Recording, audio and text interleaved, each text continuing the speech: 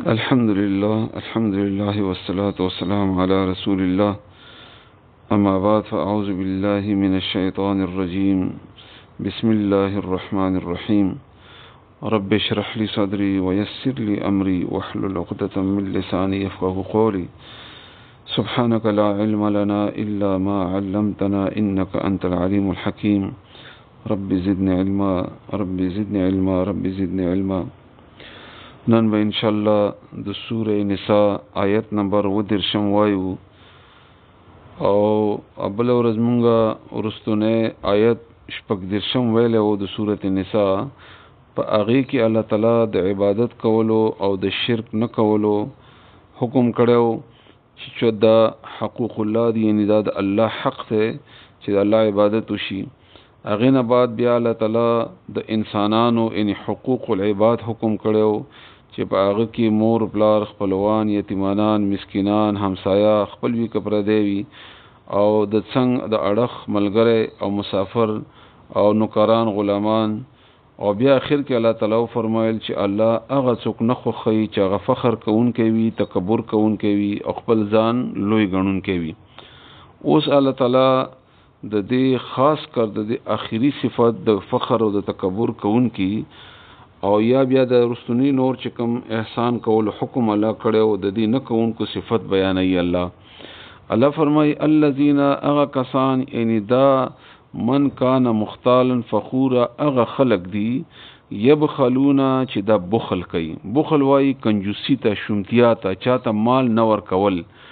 او دا حکم صرف یعنی دا معنا صرف د مال حد پورې نه ده، بلکې کده سره علم دی یا بل یو خیر دی، مشوره ده یا نور تعلیم دی الله تعالی ورته ورکړی دی، یا د شي پوهه الله ورکړی ده، خدای خلکو ته خاینا سبق نه خای، قران نه خای، یا علم چا الله تعالی ورکړی دی یا بل داسې خیر خبره دا ور سره نو او خاص کر بیا مال نو د شونتیا کوي. ويأمرون او د حکم هم کوي الناس خلق ته بالبخل، د بخل کولو، د شونتیا، د کنجوسی کولو چې ما ور کوي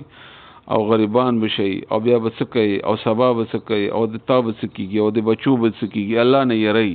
یعنی اعتماد په الله نه جوړي چې کني الله به خیر وکي، الله چې تاسو درکړي دي نو بچو ته او سبا ته هم تنظیم وکي نه، بلکې په مال باندې اعتماد جوړي ورته چې دا مال کلاړو بیا به چلو شي، تباہ او برباد بشي. خپلم نه کوي ځکه چې اعتماد د الله په مقابله کې په مال باندې ده. ويكتمون او دوی پټول کوي، پټي ما هغه شی آتاهم الله چې الله دې تور کړی دي، خپل دولت، خپل مال، خپل علم، خاص کر دولت چې نشته، ایت نشته، تباشو ایت نشته دی او غرق شو دې لپاره چې دې مانه اون غواړي او دې لپاره چې کني زکه د ښکارا کما نو بیا به ما پسې خلق را پسې شي چرته به مانه وغواړي او یا زب مالدار خره شمه ما ته بدا دا نقصان شي. دا اصل کې د دې په الله باندې اعتماد نه او دویم دا چې دې د الله تعالی ناشکری کوي، ځکه چې الله تعالی قران کریم کې فرمایي چې و اما بنعمت ربک فحدث، الله چې څه نعمت درکړې دې د بیان وکا. او رسول الله صلی الله علیه و آله وسلم فرمایي چې الله تعالی چاته چې څه نعمت ورکړې وي او د هغه په ښکارا کولو باندې الله تعالی خوشاليږي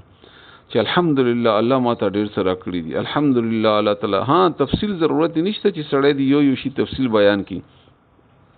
او بل دا چې په حمد کې الحمدلله کې تاسو دا خبر از د کړی دا او ان شاء الله زده به مو یاد به مو چې رسول الله صلی الله علیه و سلم دا حکم هم ده او الله تعالی په خوشحاليږي په هر حال کې الحمدلله، حتی چې غم ولی نه، تکلیف ولی نه،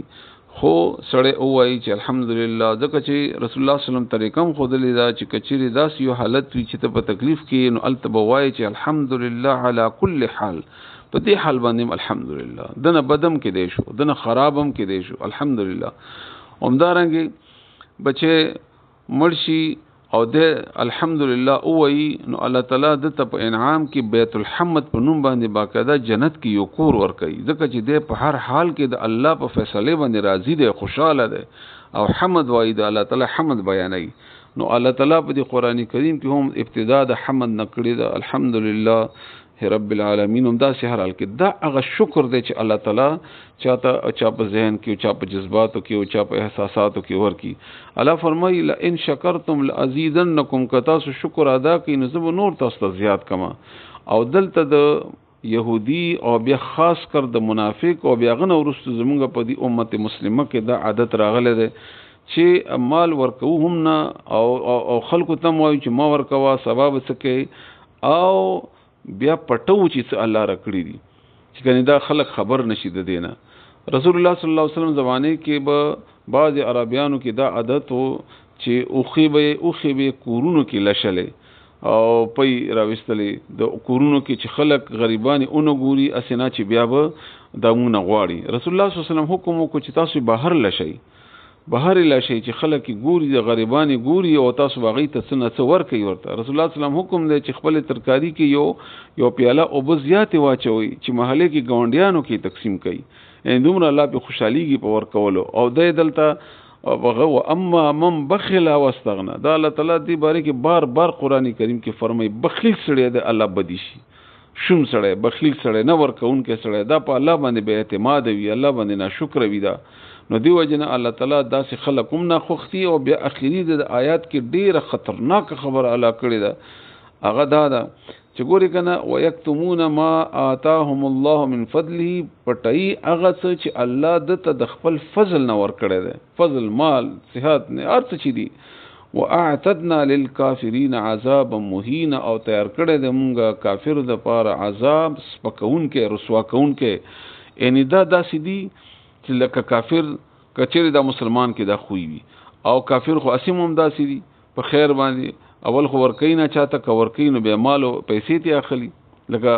يهوديانو د عادت او بیا په مونږه کې هم راغله ده بیا هر یو کار پیسو د پاره کاوه او پیسې اخلا او دنیا ګټه ته سوچي دا څنګه چې د منافقینو د عادت وي. بهرحال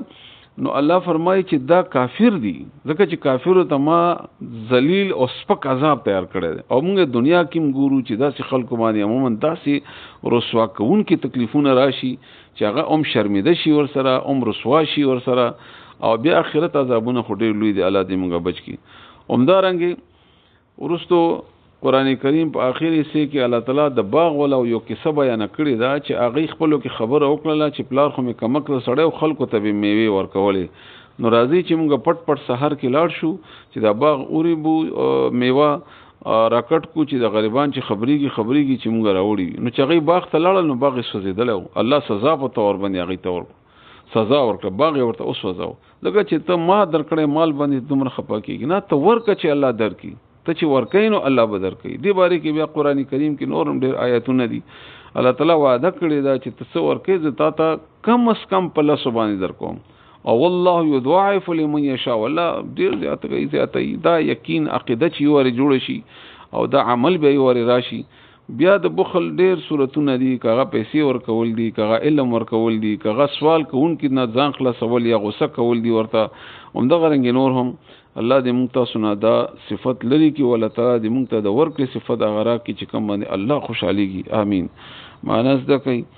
الذين اغه کسان یعنی دا فخر کون کی او دا تکبر کون کی او دا منافقین اغه خلق دی